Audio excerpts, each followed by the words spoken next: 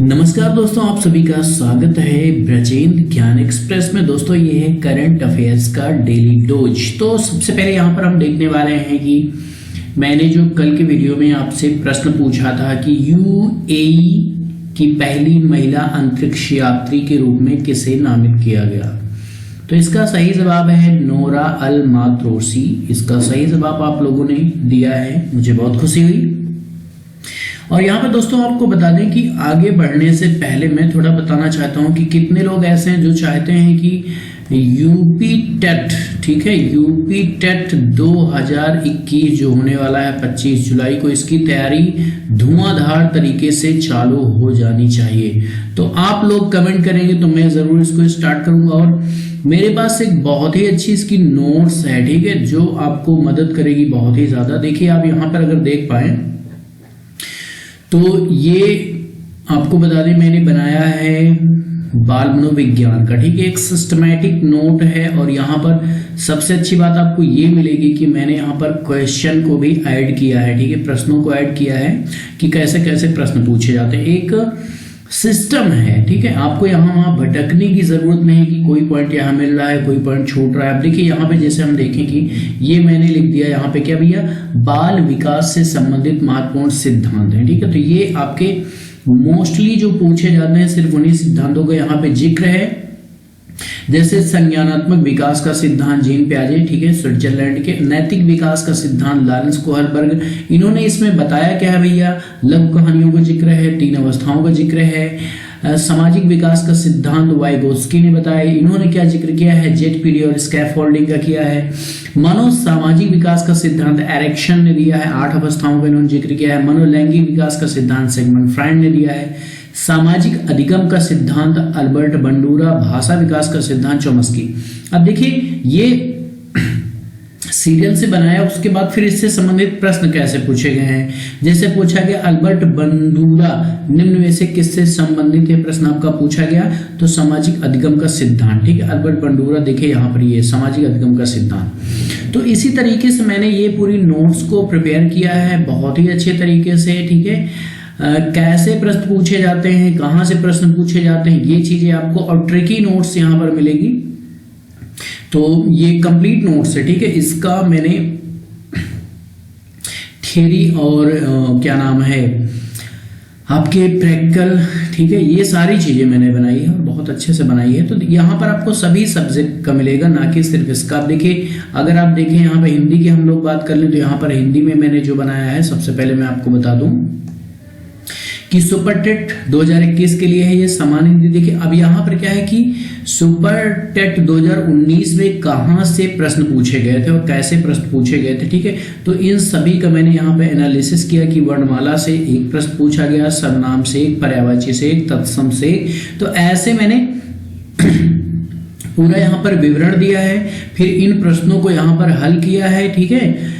ये सारे प्रश्न आपको मिल जाएंगे जिससे तैयारी में आपको मदद मिलेगी। उसके बाद फिर आगे हम चलें तो देखो मैं आपको दिखाता हूँ, ये लंबी लिस्ट है लेकिन थोड़ा सा मैं दिखा दूंगा, ठीक है। ये सारे प्रश्न मैंने दिए हैं और साथ ही साथ उसके बाद फिर यहाँ पर आप आ जाइए, ठीक है। व्याकरण की शुरुआत एक सीरियल वाइज है, ठीक है। तो व्याकरण के 3 भाग हैं, वर्ड विचार, फोनोलॉजी, शब्द विचार, मॉर्फोलॉजी, वाक्य विचार, सिंटैक्स। देखिए सिंटैक्स को मोस्टली हिंदी में क्या कहते हैं, वाक्य विचार कहते। इन सभी चीजों को बहुत ही बेसिक से मैंने लिया है और टॉप लेवल तक गया है, ठीक। कैसे प्रश्न आपके पूछे जाते हैं, कैसे प्रश्न बनते हैं, तो इन सभी का जिक्र आपको यहाँ पर मिलेगा।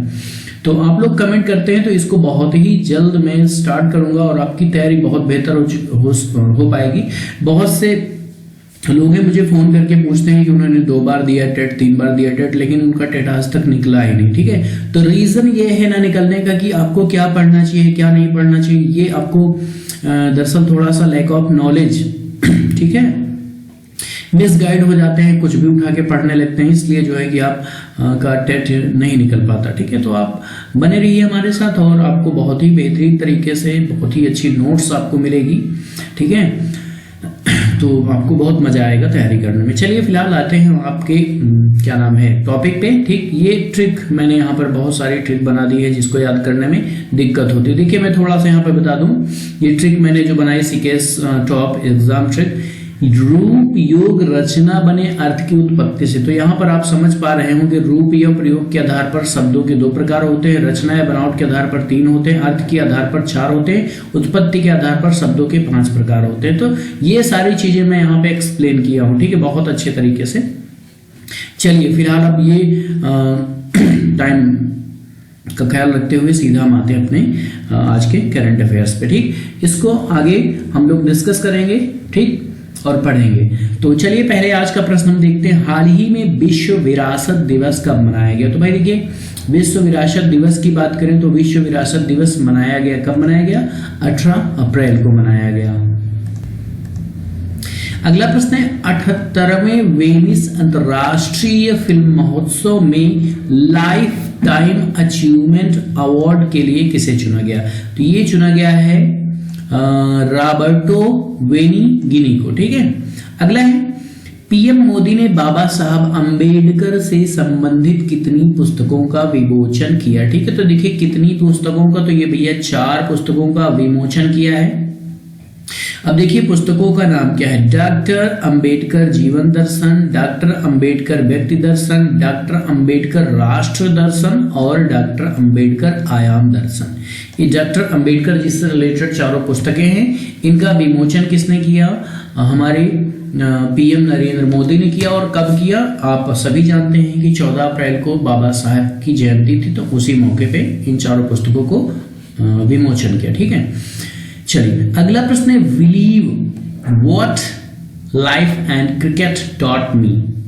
आत्मकथा किसकी। तो देखिए ये आत्मकथा बहुत इंपॉर्टेंट है, पूछा जा सकता है। ये है क्रिकेटर सुरेश रैना की आत्मकथा। यह आत्मकथा मई 2021 में रिलीज होगी या विमोचित होगी। यह पुस्तक सुरेश रैना और खेल लेखक भरत सुदर्शन द्वारा सहलेखित है। ठीक है, तो देखिए यहाँ पर अब मोस्टली हम सभी लोग जानते हैं कि आत्मकथा जो स्वयं लिखते हैं, ठीक है, तो यहाँ पर क्या है कि ये प्रश्न पूछा जा सकता है कि सुरेश रैना के साथ साथ और किसने जो है कि इसको लिखने में मदद की। तो ये है भरत सुदर्शन। ठीक है, अगला प्रश्न है, इस नासा स्पेस एक्स क्रू 2 को लॉन्च कब करेगा। तो ये भैया 22 अप्रैल को लॉन्च करने की इसकी प्लानिंग है। और आपको बता दें कि 22 अप्रैल को विश्व पृथ्वी दिवस भी मनाया जाता है। ठीक, अगला है, हाल ही में 8वां खंजर अभ्यास, ठीक है, किन 2 देशों के बीच शुरू हुआ। तो देखिए खंजर अभ्यास जो है कि भारत और किर्गिज के बीच शुरू हुआ है। ठीक है, तो यहाँ पर मोस्टली देखिए जो जरूरी है वही मैं आपको बता रहा हूँ भैया। खंजर अभ्यास किन 2 देशों के बीच है, तो भारत और किर्गिज या किर्गिस्तान के लिए। ठीक, हाल ही में विश्व हीमोफीलिया दिवस कब मनाया गया। तो भाई विश्व हीमोफीलिया दिवस 17 अप्रैल को मनाया गया। हाल ही में किस भारतीय फिल्म ने बेस्ट फॉरेन फीचर अवार्ड को जीत लिया।